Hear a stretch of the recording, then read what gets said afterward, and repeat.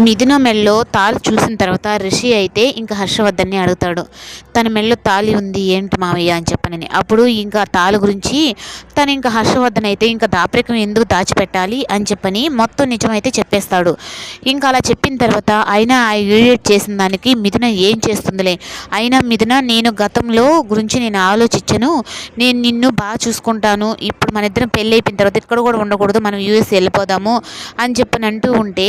ఇంకా బాగా చూసుకుంటాను అనిపే సమయానికైతే మిథునకైతే పరబడుతుంది. తను ఒక ఈడియట్ షూట్ చేసేయాలి అని చెప్పని అంటే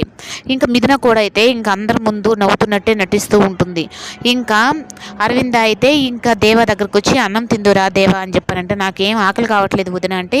అంటే మిథున గుర్తొస్తుందా అంటే లేదు తన గురించి నేను ఆలోచించట్లేదు అంటే నువ్వు ఆలోచించకుండా ఉంటూనే నువ్వు తన గురించి ఆలోచిస్తున్నావు దేవా, అది నీకు అర్థం కావట్లేదు అంటే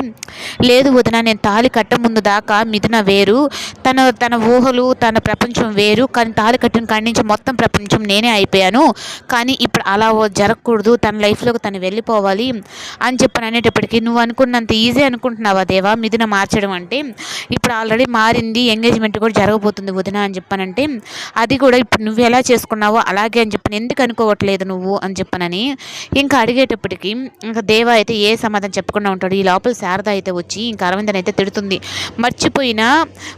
దాన్ని ఎందుకు మళ్ళీ మళ్ళీ పదే గుర్తు చేస్తున్నావు, ఇప్పుడు జరిగేది సిచ్యువేషన్ నీకు తెలుసు కదా, భానుతో ఎంగేజ్మెంట్ జరిగింది కదా, ఆ పెళ్లి పనులు చూసుకో, అంతేగాని వాడు మనసు మార్చి మళ్ళీ వాడిని పాత దేవాగా మార్చాలనుకుంటున్నారా, ఆ మిథున కూడా వెళ్ళిపోయింది కదా, ఇప్పుడు ఎందుకు మళ్ళీ తనని పట్టుకొని నువ్వు దేవాన్ని అడుగుతున్నావు, తనకు ప్రేమ ఉందా లేదా అని, లేదనే కదా ఇప్పుడు ఈ పెళ్లి చేస్తున్నాము అని అనేటప్పటికీ దేవాకి అలాగే అరవింద్కి అయితే ఇద్దరికి పెద్ద షాక్ అనమాట. ఎందుకంటే